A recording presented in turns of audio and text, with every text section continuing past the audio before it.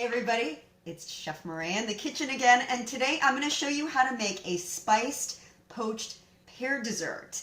It's really simple and it's the perfect way to celebrate the flavors of the season because we have cinnamon in there, we have star anise, which gives it that really beautiful fragrant smell, and some orange. So that citrus with the wine and all the seasonings come together beautifully. So let me show you how it's done. First of all, we're going to start by getting our liquid going on the stove. We're going to simmer that for 5 minutes. Let me grab my saucepan and we're going to go right into the saucepan with our mixture. A little vino, you know what I'm saying? Like grab another glass because you might want a little sip as we're cooking. Nothing wrong with that. We're going to take 2 cups of red wine and use a good red wine. I know sometimes people think like when you cook, it doesn't really matter what kind of wine you use. It does matter.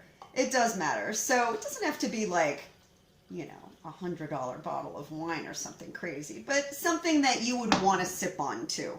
And today I am using a cab. So you can use a cab, you can use a Merlot, just something that's got a little bit of robust flavor behind it. Okay, so 2 cups of the red wine, and I've got a 1/4 cup of monk fruit extract. In a lot of recipes, they show you how to do this, but they use regular sugar. Instead of regular sugar, I'm using the monk fruit to save on some calories, but it's still a clean, natural sweetener. Nothing wrong with that.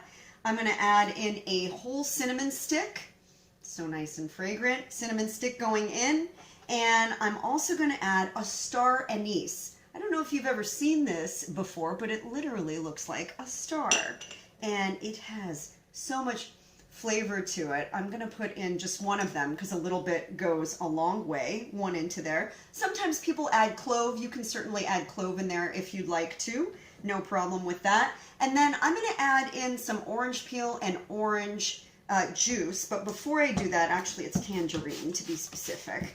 I'm going to clean them with the Eat Cleaner because before you actually peel or zest or do anything like that, you want to make sure that the outside is cleaned properly. Why do we do that? Because I am going to use the peel and I'm going to cut through it. And if you don't clean the outside well with something that actually clings to the surface like Eat Cleaner, you're not really cleaning. You're just giving it a little splash under the sink and it's not really doing much. So I'm going to take those to the sink, just give them a quick rinse.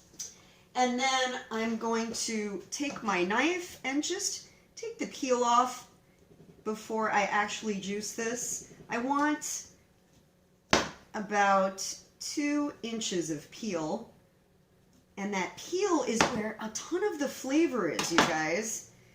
It's where all that oil and flavor and a lot of the vitamins are. So don't get rid of the peel. Even if you're not using the peel, try and zest it and incorporate it into your dishes. It makes a world of difference. So I'm going to take my tangerines, and you can use orange as well. Nothing wrong with using orange. I'm just happen to have some cuties in my kitchen, and I'm not talking about the pears. And I'm going to do the same thing for the other. In there. Squeeze that juice in there. Already the house smells so fragrant and so good. You know, there's studies that show that orange actually lifts your mood. So, I mean, have some oranges around. And don't get rid of the peel if you're not using the zest and you're not using the peel. You know what you can do? You can put it in your garbage disposal, run the garbage disposal, and it will be a natural air freshener for your kitchen. So don't get rid of that peel. All right, so that is our mixture. Super simple. It's going to go onto the stove and simmer for 5 minutes. I'm going to bring it to a boil first, and then I'll let it simmer. And while we do that, I'm going to get my pears ready. So I'm using these really pretty red pears. So cute. And 1 pear is like the perfect personal size dessert when you top it maybe with a little, you know, fresh whipped cream, or you've got a little ice cream, or you've got, I don't know, just even on its own, you could do 2 pieces and maybe a sprinkle of walnuts. That's what I'm going to do for mine. I'm going to add a little walnut over the top, and we'll see what that looks like when it's done. But first, we've got to wash these babies. Again, all of our produce gets a bath and eat cleaner.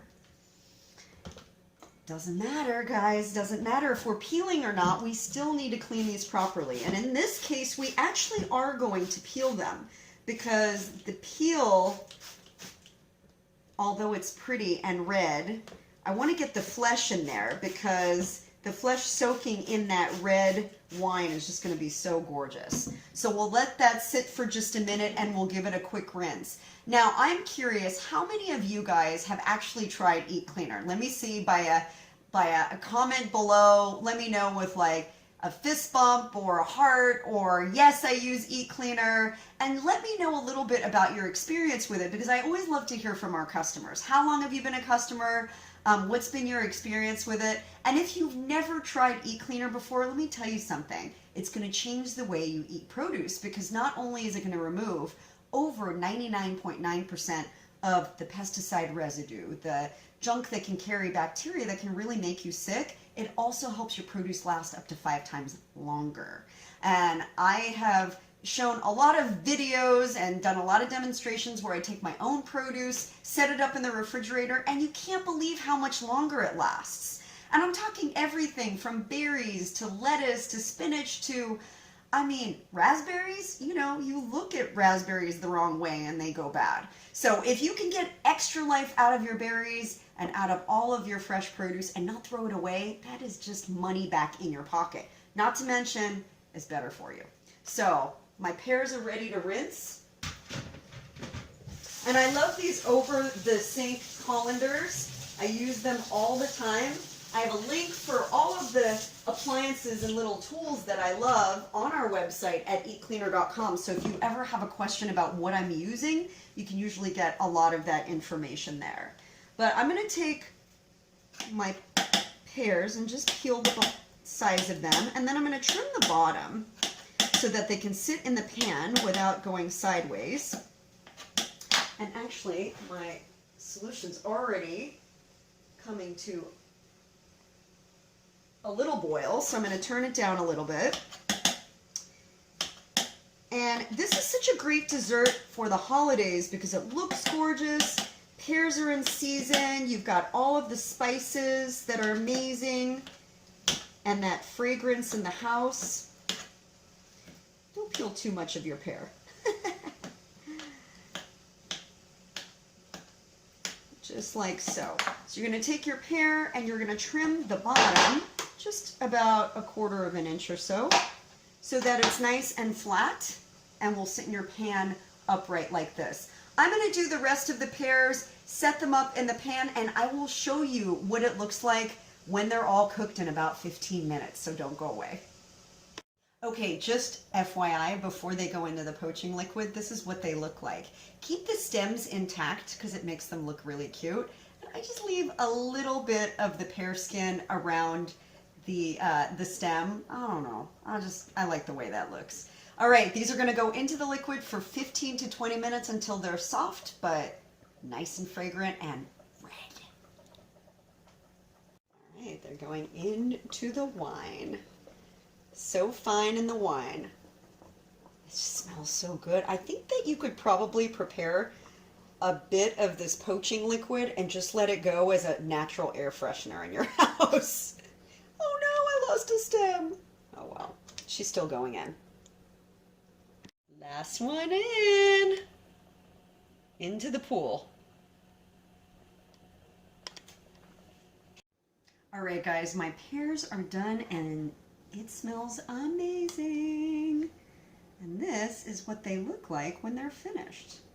Are they not so cute? I am going to plate a couple of them because it's always better with 2. And the nice part about this is after it's cooked down, it creates a little bit of a thickening effect. So you've got a little bit of a syrup here. And I'm going to just spoon that over the top. Just like so. Clean my plate because it's all about the presentation, right? And then I'm going to take a scoop of mango sorbet that I have. So everybody gets a scoop. This makes a beautiful share plate, right? So cute. Just like so. A little cinnamon stick. And then a sprinkle of some toasted walnuts. And the walnuts with the pears, just such a perfect balance. Adds great fat to it and gives it that nice nuttiness that we love. So that's how easy it is to make this gorgeous dessert. And by the way, don't dump the wine. Just let it chill, strain it, and enjoy a little sip of the wine with the dessert. You can make these poached pears and they will definitely impress your guests and somebody that might want to share this plate with you in your life. If you've got any questions, ask below, but make sure you tag some friends and certainly tag the person that you want to share this with. Hope you enjoyed this.